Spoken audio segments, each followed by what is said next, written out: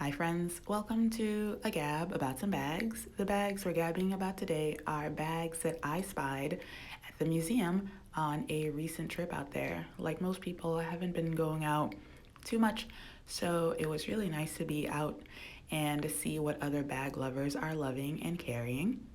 Take a look and I'll share if those are bag choices I would have made for a museum and why not. I wasn't surprised to see a good number of camera bags out because they're just so practical and useful.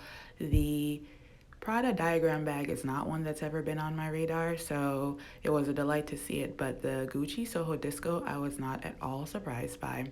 That bag is so hard wearing, so easy to transition from day to night. I was not at all surprised that this person was carrying it. I was a little surprised to see so much YSL. By that I mean two, because typically you don't see any. So I saw a YSL mini Lou and a YSL vinyl round. Round bags I find a little bit tricky because I always wonder how you fit all your stuff inside, but the grained leather is definitely hard wearing, wonderful for the kind of day that we were having, which was a little bit raw, a little bit damp, and you just bump into things. So I thought that was a great choice for a museum bag. Technically, this wasn't a spy. This is the bag that I wore, the Chanel Boy. But for the same reason as I suspect people wearing the YSL bags, is that the leather is hard wearing. It was kind of a raw day. It was still beautiful and elegant, but definitely not something that you had to worry too much about.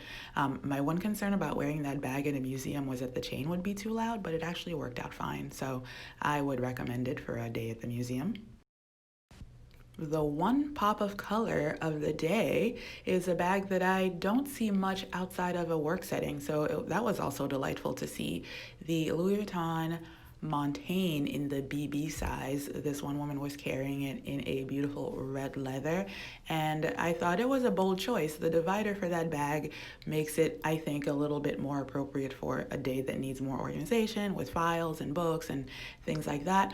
But it was nice to see a bag that everybody else wasn't carrying and that I don't tend to think of as a casual bag. So it worked out quite well. Another not surprising sighting was the Louis Vuitton favorite. They say it's called the favorite because it's everybody's favorite. Honestly, it was never my favorite, but I do understand that a lot of people enjoy it. I spotted it in the PM size, which I think is perfectly appropriate for a day at the museum, and it could carry all of the essentials.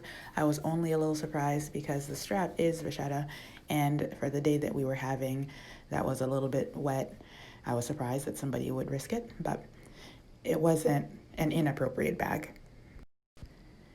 I also spotted a vachetta heavy bag, but of a different style, of the hobo style in the Louis Vuitton Delightful. This bag was being carried by an older woman, and I don't know if she just had a lot to carry. I don't know that that would have been my choice for a weekend bag where you just really needed a couple of things. It didn't seem like hers was full, so I'm not sure what the thinking or choice was with that, but I did spy one, so just sharing that. Lastly, the only Gucci monogram that I spotted that day was a Gucci crossbody. The names are all over the place. Gucci's calling it, I think, a neo vintage monogram bag. So that is what it's called. That bag has been on and off my radar because I think it's a great bag for all weather.